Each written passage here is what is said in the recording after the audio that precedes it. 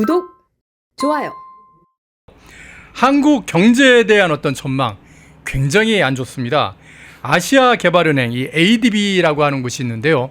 그 ADB에서 한국의 올해 경제 성장률을 전망을 했는데 0.8%, 이게 이전에 2달 전에 1.5%로 전망했다가 반토막을 내버린 겁니다. 야, 이게 완전 반토막으로 난 것 자체도 지금 문제인 건데 아시아 태평양 지역이 그렇다면 다 이렇게 안 좋은 거냐?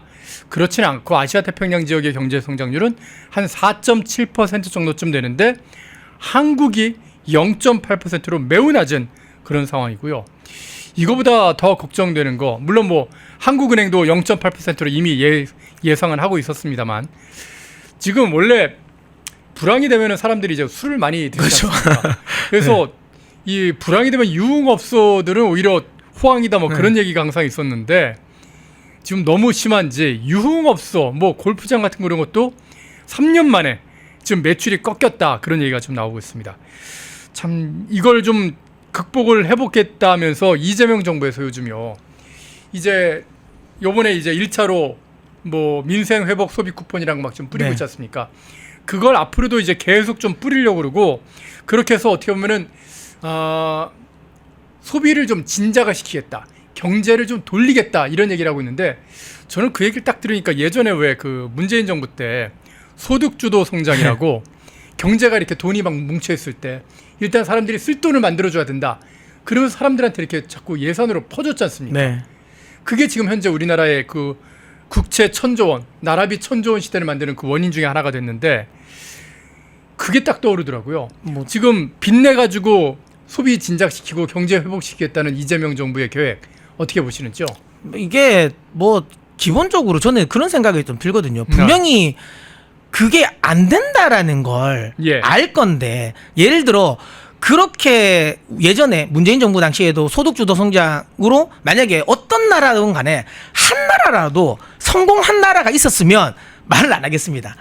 이번에도 돈을 그렇게 풀어가지고 빚내서 돈을 풀어서 예를 들어 성공한 나라가 있으면, 한 나라라도 있었으면 그러면 말을 안 하겠는데요. 그런 나라가 없어요. 그렇게 해서 성공한 나라는 전 세계 단 한 곳도 없습니다. 근데 물론 뭐 그렇죠. 한 곳도 없지만 우리가 최초가 될 수도 있다라고 뭐 생각하는 건지는 모르겠지만 이미 우리는 문재인 정부 당시에 그걸 느꼈잖아요. 안 된다라는 건 압니다. 왜 사람들이 그렇게 편한 방법이 있는데 왜 어려운 방법을 쓸까요? 안 되니까 안 하는 거거든요. 그러니까 이런 방식은 뭐 안 좋을 수밖에 없고, 결국은 인플레이션을 올릴 수밖에 없는 거예요. 그럼 결국은 인플레이션이 올라간다는 것 자체가 결국은 미래 세대에 대한 부담을 지어줄 수밖에 없는 이런 환경이라는 거죠. 그러니까 이거는 정말 말이 안 된다라고 지금 저는 좀 생각을 합니다. 또 이거 예를 들어 또 그것도 있잖아요. 만약에 그렇게 돈을 지어줄 거면 차라리 뭔가 사용처라도 그냥 본인들 마음대로 쓰게 해야지, 그래도 돈이라도 돌지.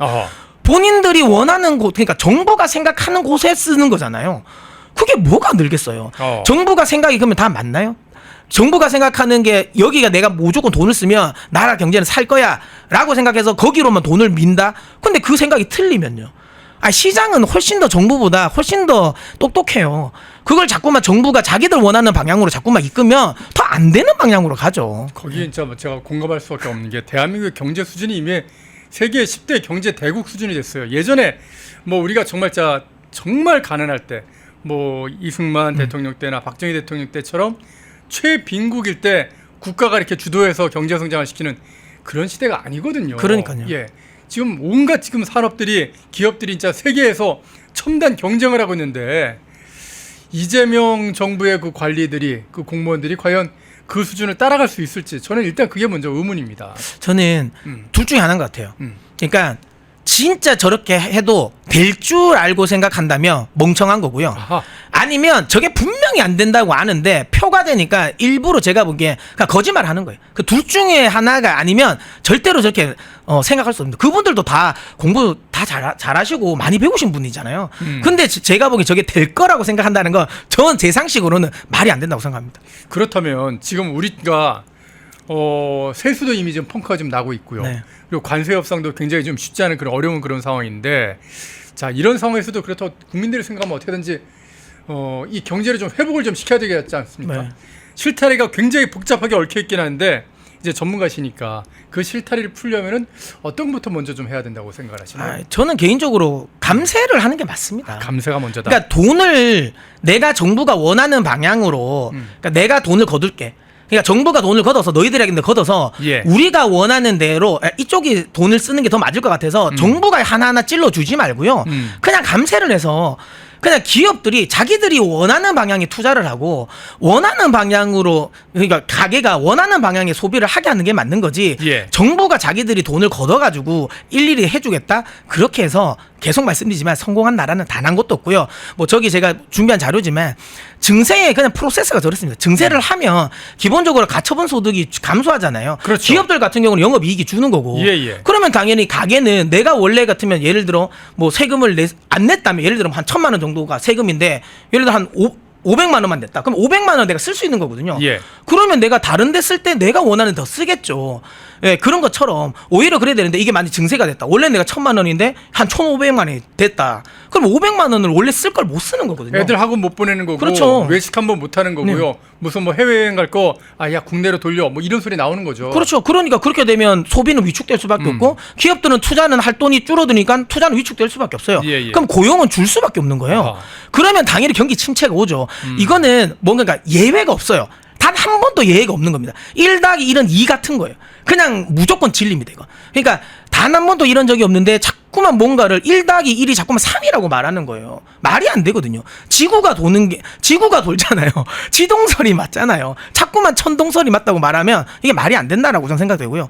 그다음에 이제 또 하나 중요한 건 저는 이 생각 이게 가까운 예로도 찾을 수 있는 게 우리가 리만 사태 때 네네 2009년에 2008년 리만 사태 터지면서 네. 그때 이명박 정부가 글로벌 내에서 가장 빠르게 그 위기를 극복했거든요. 예 맞습니다. 그때 증세 안 했어요. 감세했습니다. 감세. 아하. 대규모로 감세를 하면서 그렇게 해서 기업들에게 오히려 영업이익을 보존해 줬거든요. 그러다 보니까 더 많은 투자를 하게 된 거고 그다음에 가계의 부담을 덜어줬어요.